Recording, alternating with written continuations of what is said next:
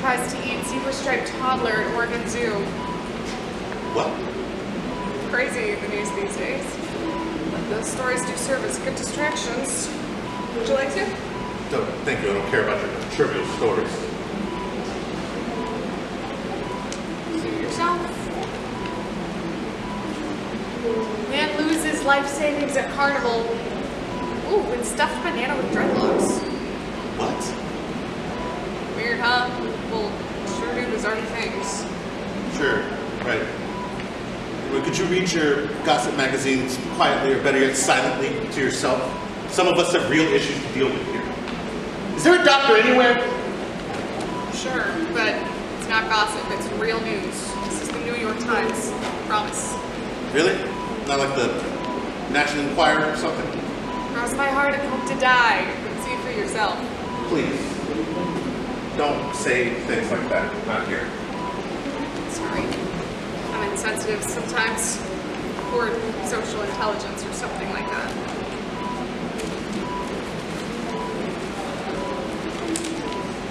Woman gives birth, is attacked by bees, starts wildfire in Northern California. What's the world come to? Beats me. But aren't you just dying to know what makes a grown man sacrifice his life savings for a lowly stuffed Rastafarian banana? I mean, you can't make this stuff up. Sure you can. Why would you when reality is already too much for anyone to handle? Oh, I'm sorry. I didn't mean to upset you. I was just trying to lighten the mood and take your mind off of... You don't know a thing about me. And my mind is focused on exactly what it needs to be focused on. Thank you very much. Doctor! Is there a doctor here? Nurse! Ma'am, I need an update on my life. I've just waited for so long. Mr. Abrams, please, quiet down. This isn't going to help your wife. And as I've told you for the umpteenth time, I have no updates for you as of yet. The moment I hear anything, I will let you know. Just please try to calm down and wait patiently, sir. We're doing everything we can for your wife, I promise you that. Get the baby. The baby too, right? She's 6 months pregnant, 6 and a half. Yes. The doctors will need to know. Yes, we know. You told us, and we discovered as much on our initial exam. I assure you, both are in the best possible hands. I'm sorry. I've heard nothing, and I'm terrified. I mean, I got a call that she was in a car accident. Well, actually, that she was struck by a vehicle on a morning run. She's so careful when she crosses the street. I just don't know how you can... Sir. How do you... Who could be so careless as... Just try to calm down and wait patiently. Everyone here is waiting anxiously for news regarding their loved ones. The moment I hear anything, I will let you know. Try to take comfort in the fact that we have the best doctors doing everything they can to save your life. And the baby. Yes. Baby too, right? Of course. Both your wife and child. Now, please.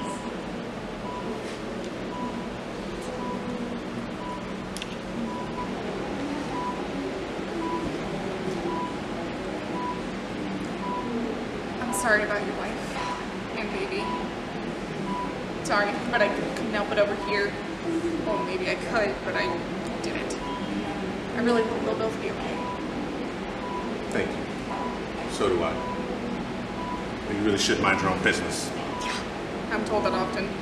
Never seems to stick, though. Streusel? What? Would you like some streusel? I have a spare from the cafeteria, and it's Chef Earl Pickens' specialty, or at least it's Saturday special. Eating always helps me when I'm stressed. Believe me, this pastry is so scrumptiously succulent, it'll make him salivate like a Pavlovian dog and forget all about what's happening. I didn't mean to. I'm so sorry. No. I'm so embarrassed. Gluten-free or something? I can get you something else. Anything you want. It's no trouble. Chive bagel, please. Chive bagel. Well, I'm not really sure the kitchen has bagels at this hour, but I'll do my best. I know the whole staff, so I have some... No. No. that was the last thing I said to my wife before. I was busy answering work emails. She was rushing out the door to get in her morning run before her maze class or prenatal appointment. I don't know. I didn't listen closely enough to remember. Offer to go with her, now that I think about it. She always stops by this mom and pop bistro around the corner from the house on her way home as a way to treat herself. I don't say anything, even though it makes no sense to ingest a ton of calories and pastries after burning a bunch, but anyway. She offered to give me whatever I wanted, drop it off to me at the office as a kind of peace offering.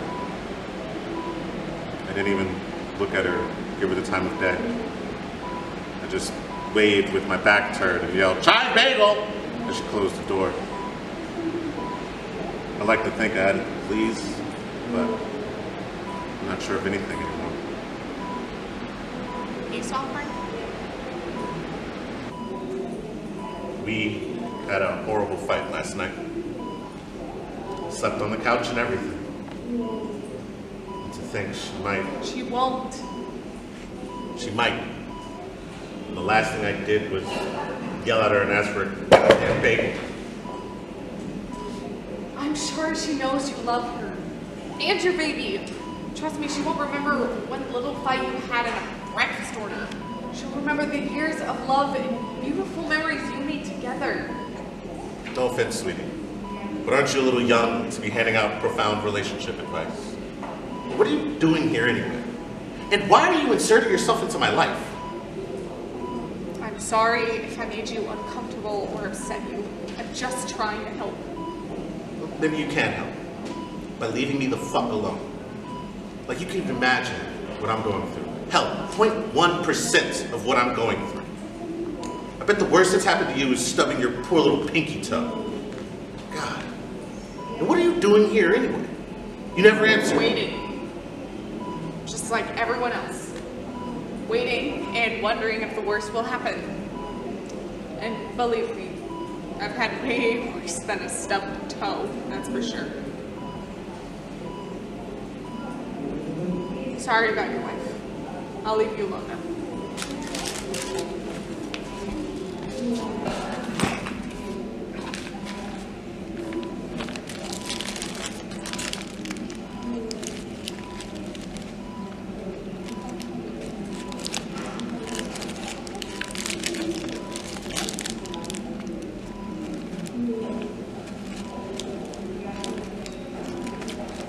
I'm sorry.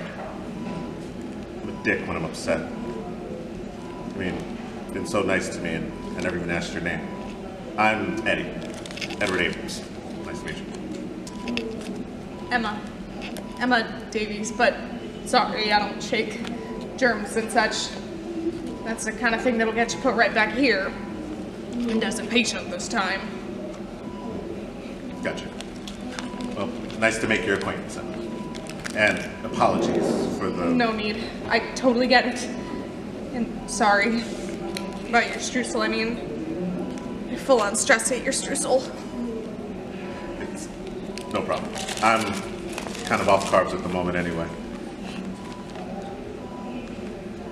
Tell you what, I'm kind of tight with your Cheryl over there, and she really does respond better to honey rather than vinegar. So why don't I go sweet talk her a bit and see if I can't find more about your situation. Sound good? Wow. Yeah. Thank you so much. Cool. I'll be back in a jiff.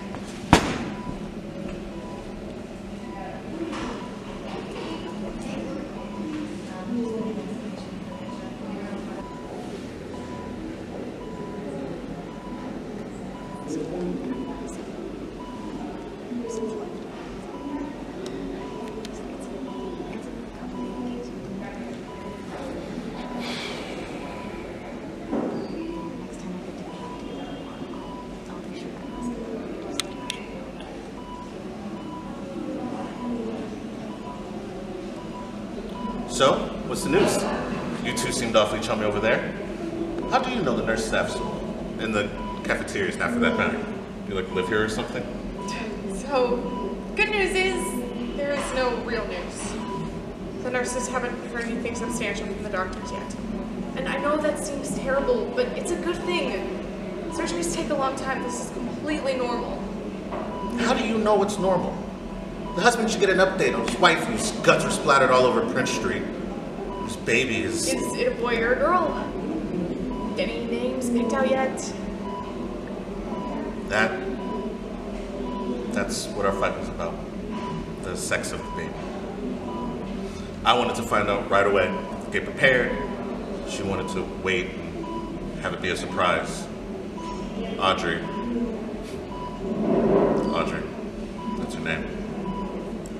God, I can't believe I haven't told you her name yet. Well, Audrey wanted the whole gender reveal shebang with balloons or a rocket or something. I don't know. I didn't let the conversation get that far. I just started freaking out that we couldn't come to an agreement on something as simple and stupid as that. She tried to calm me down as usual, but I just pushed her away. I mean, how can I be a father when I can't even make superfluous decisions? Stop worrying so much. All new parents are paranoid messes before their kids arrive. And to be honest, most of them are kind of disasters throughout.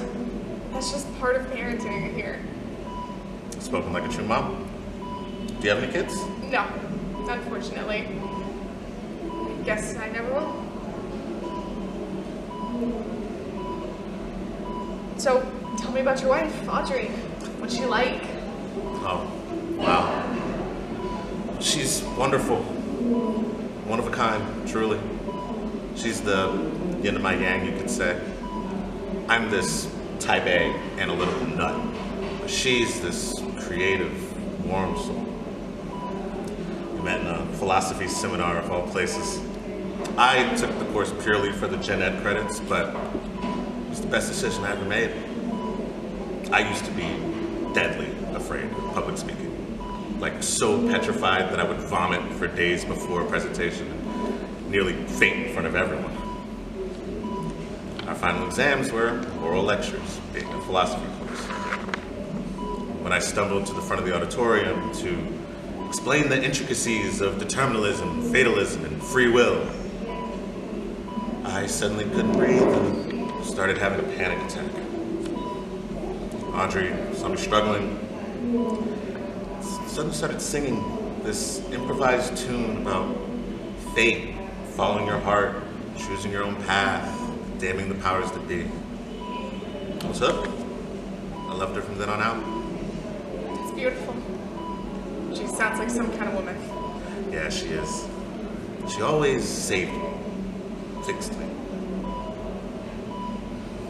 She was always able to bring me back to center when I go off the deep end. I don't have to raise a child without her. You won't have to. And you'll be an epic father. Great, I'm sure. You stop telling me that everything is going to be okay.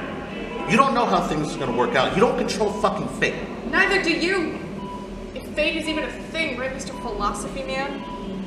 And would you rather I tell you that you'll survive either way? Even if the worst happens, even if Audrey and your baby both die today, you'll grieve and suffer for a long time, sure. But you'll survive. You'll come out the other end alive and stronger, more resilient, more compassionate, a better man. Are you seriously telling me that I'd be better off with them dead? Are you seriously insane? No, I'm saying you'll be alive, which is a lot more than many people get in this life. And I'm saying that suffering strengthens a person. You choose how you respond to pain. You either shrivel up and crumble for it, or you fight back and decide to do some good with the time you have left. Make your loss your bitch. Say, you don't define me, death! Die, motherfucker! Get the fuck out of here. Who do you think you are? Nosing yourself into the worst day of my life. Having the hubris, the audacity to claim to have all the answers. I never pretended. Look, I'm just trying to help and take your mind off of what's going down the hall in the OR. If I'm doing more harm than good, then I'll leave right now. Just say the word and I'm gone. No, wait, stay. I'm a hothead, ass. We've really stopped doing this. Pissing each other off and apologizing is truly exhausting. I only have so much strength in me. Me too. Agreed. How do you know where the ORs are located? Why do you know so much about this place? Why are you here? Like I said, waiting. I have a lot of experience in the matter, so... Waiting for whom exactly? Which one of your loved ones is sick or hurt? No one, actually. Not a soul. Then why are you waiting here? In a hospital emergency department to boot? Are you some sick sadist that gets their jollies off watching people suffer and then swooping in to save them from their grief? I'm waiting for me, okay? Me. I'm the sick and hurt one. Although you're not that far off on the talk to people about their pain part. It makes me feel better. And I like to think it helps them too. A symbiotic sort of... Wait, what? You look like the spitting image of health. Looks can be deceiving. What exactly is wrong with you? Wrong with me? Well, that list could go on for eons, but what's wrong with me, technically speaking, I don't really like to tell people. It tends to upset them. Too bad. Tell me. I'm already upset. And I've already spilled my guts to you. The least you can do is be honest. Fine.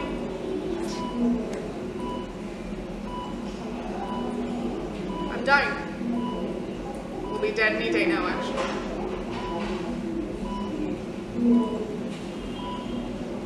You see?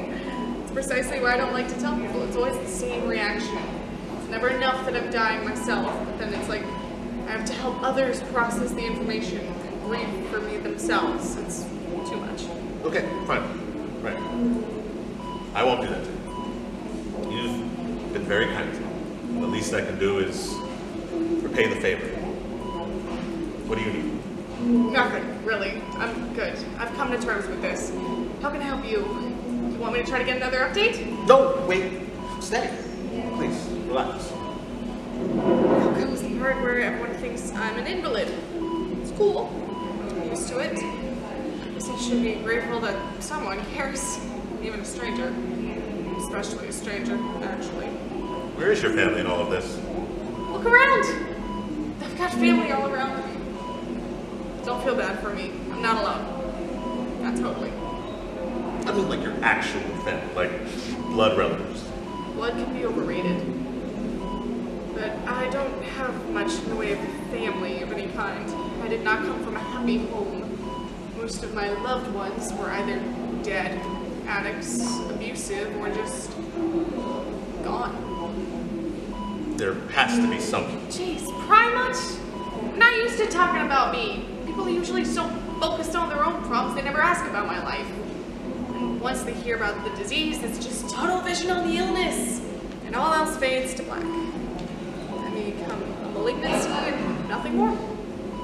Well, I care. What about you? All of you. And you've cared about me, so let me care for you. Fine. I guess it's only fair since you share so much. I only had my mom. She never earned that title. It wasn't all her fault, really. She could barely take care of herself, let alone me. And she was messed up. Took out all of her anger from the world out on me. I left the hellhole the second I turned 18 and never turned back. It was hard making it out on my own, but at least I was away from the constant yelling, fear, anxiety, just sadness that place brought me. And that's rough. But don't you think it's time to make things right? Say goodbye, perhaps get some semblance of closure before it's too late? She never came looking for me. And I'm not gonna seek her out now, for what? For her to try and make me apologize for leaving her and choosing me? Protecting me? No, not gonna happen. Besides, she'll just find a way to say it's my fault, I'm dying. It's always my fault. Okay. Okay. What about friends? Everyone has friends, right? not everyone's that lucky. I was never one for friends. I don't trust easily. That and people don't seem to like me. No one wants to get close to me, get to know me, and if they ever try, I push them away. Instinctively. I tried to break the habit, reach out to some people, but they never cared to reach back. Come on. You've never had one friend? That's hard to believe. I had a childhood best friend, Sarah Summers. We were inseparable for a while. I practically lived at her house for like a year when things were particularly bad with my mom. But things got weird with us. She used to make me feel worse to make herself feel better, and I did everything to try and be more like her. I lost me, and I resented her for it. Maybe now's the time to reach out. Set things right. Maybe, but I wouldn't even know where to find her or how to start. We just drifted apart, and I never heard anything else from her. Tried looking her up on social media to reconnect or whatever, but she's not on anything. It's like she fell off the face of the earth. Right. No boyfriend? Nothing?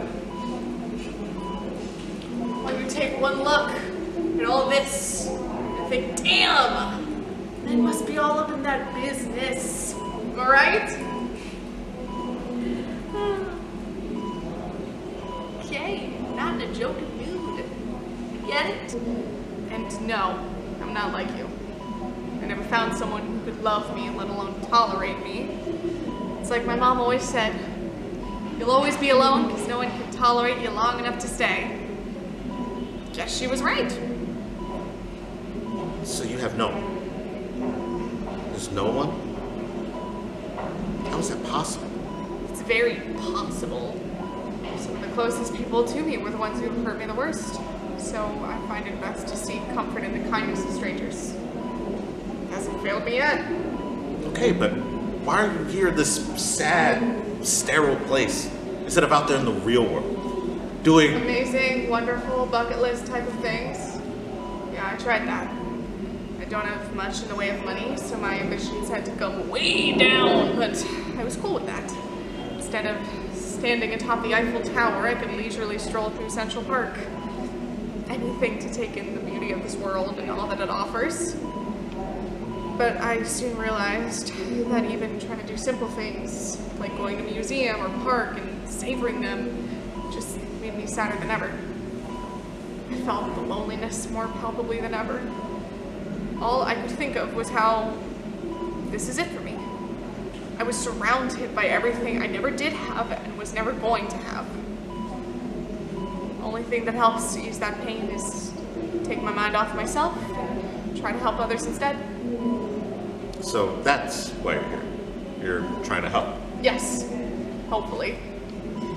I had to come in one day when my symptoms were so severe I couldn't ignore them anymore. Couldn't afford an ambulance, so I staggered in here and waited like everyone else. But the wait that day was crazy, so I sat here for hours on end, listening to people's stories. This place sees the absolute best and worst moments of people's lives. Babies being born, sons surviving surgeries, wives pulling through after accidents. Yeah, the worst. Yes, the worst too. Broken-hearted families, debilitating diseases, children dying. But there's life in that. In the anguish and joy, the extremes of existence, there's beauty in that peril. So, you make yourself feel better by watching other people that are worse off? No! I delight in their ecstasy and commiserate their misery. That day I was here feeling so sick myself. I heard this huge family anxiously wait for their little Kara to give birth. I heard their hope, fear, boredom. I experienced their terror when she developed complications due to placenta previa and rapidly deteriorated. And then I saw the looks on their face when when a healthy mother and baby were wheeled into this very waiting room. I felt incredible. But later, I was here when a mother was petrified for her son who had been in a motorcycle accident. I must have talked to Betty for nearly 6 hours about her little boy Ricky, his first steps, his obnoxious mohawk, his loud guitar playing. I held her when the doctor said there's nothing else they could do. He was gone. I let her weep into my arms for what felt like forever, and I wept with her. At some point, Betty said she was ready to go home and had to make arrangements, but I'll never forget what she said. You've been my little angel today. I don't think I could have gotten through this without you, but I'm glad I don't have to find out. Thank you for your love. I'll never forget her or her son. Coming here, at least I know I'm doing some good with what little life I have left. My life will have meaning. Wow. Damn. There's nothing they can do? The doctors? There's really no hope? I have a high-grade anaplastic astrocytoma impinging on my brainstem. It's incurable and inoperable. At least now it is. God, too late. And don't even think about giving me the speech because I've tried everything. Chemo, radiation, drug trials, the whole shebang. Nothing worked. They sent me home to put my affairs in order, whatever that means. Brain tumor? Why can't they operate? They say it's inoperable. Maybe the most skilled surgeons in the world could try their hands on it, but I could never afford that. I spent my life savings on these treatments, and look what good they did me. You know, I didn't even have a life insurance before this thing. One day you faint after a 14-hour shift on your feet, slinging hash, and BAM! They hit you with a horrible news like this. I just thought my blood sugar was low or something, because I hadn't been eating much. Couldn't afford to, but nope. Cancer. Turns out it was actually a seizure. Guess I shouldn't have been ignoring all those symptoms I'd been having for months, but hey, hindsight's 20/20. Life's a bitch, isn't it? Yeah, it is. Oh, I'm sorry. Makes you feel like a dick for complaining about mine. Don't you dare do that. Don't you dare compare grief. I can't stand it when people say you don't get to feel bad because there's someone who has it worse off. There's always going to be someone who has it worse off. It doesn't mean you don't get to feel terrible when terrible things happen to you. Yeah, I guess you're right. Will it hurt when it... No. Luckily, the tumor is nearly pressing on my brainstem, so it'll happen quickly and take out my basic bodily functions. There won't be too much suffering, just lights out. Guess that's a relief. Somewhat. I suppose. But it will be messy, unfortunately, so one must think of cleanup. Nice thing about dying here is there's no muss, no fuss. Just get a janitor, a gurney, put me in the basement, tape a toe tag on me, and boom! We're all done. What? You can't be serious. And bonus, I won't have to worry about dying in my shitty apartment with my feral cat Eugenia eating at my remains and my body running away with no one being the wiser. Oh, you're sure emotional about all this. I can't be. If I allow it in and allow it to be real, I'll fall apart and waste whatever time I have left. So I have to think of it this way. Like a ridiculous joke that's so absurd, it's true. Mr. Abrams? The doctor's ready to speak with you now. Oh, fuck. Emma, I'm... Don't worry about it. Don't. Please. Hear about your wife and child. Don't let me stop you. But I'll be fine. I promise. Cross my heart and hope. Don't. Seriously. All right, I won't. You promise to go now. Shoot! It's just... Thank you. For everything. You're welcome. And thank you too, especially for asking about me. Of course. Wish I could do more. Mr. Abrams, please. Edward, I'll still be waiting here when you'll leave. Just go. Eddie, please. We're like family after all this. Edward, I don't know you well enough to be on making terms with you. Tell you what, I'll call you Eddie after I get to meet Audrey and the beautiful baby of yours. Sound good? Yeah, perfect. Well, bye. Not bye, just see you later. Now go already! They're gonna be waiting right now to call for you. Just let me know if you need anything, strangers.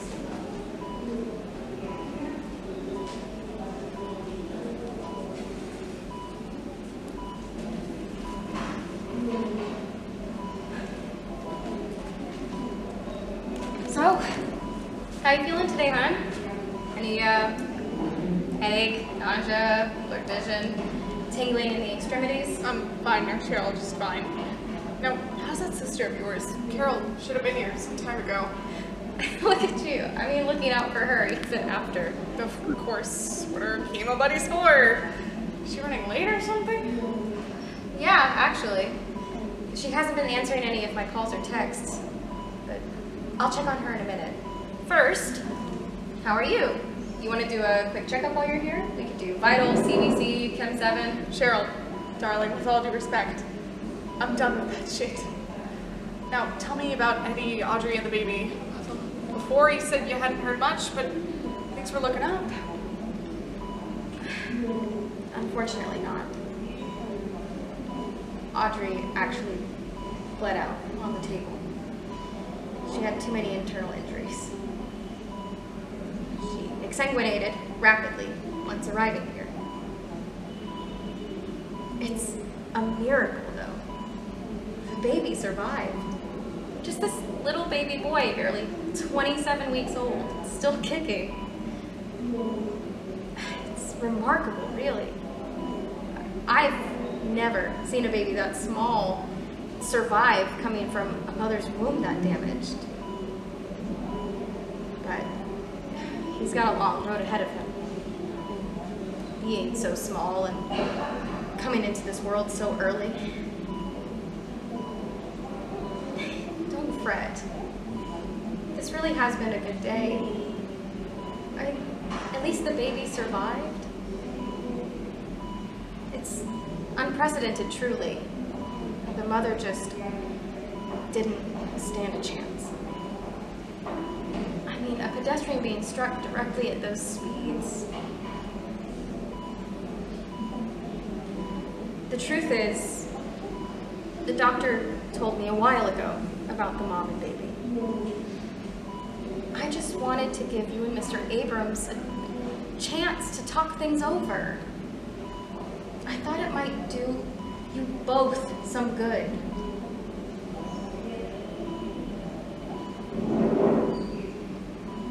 Would you like to meet the baby? I'm sure the father wouldn't mind. No, not yet, Cheryl.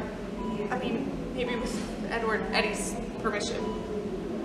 It's all right, hon. Things really could have been so much worse. I mean, you should see some of the... Well, I guess you have seen a lot of. Some people are much less fortunate, as you well know. And life is just too short to... I'm sorry, I'm being so insensitive.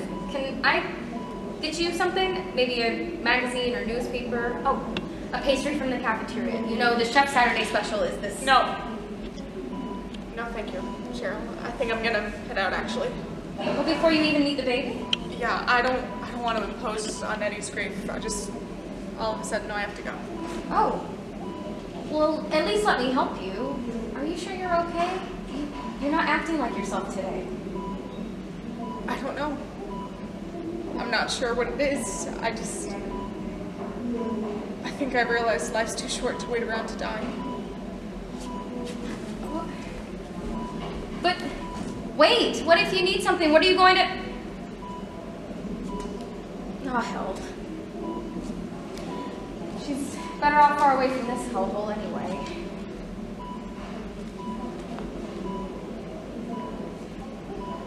Senegalese migrant man risks deportation, saving man in wheelchair from fire. I guess good things do still happen. Alert! Alert! Code blue in ambulance bay. Repeat, code blue in the ambulance bay.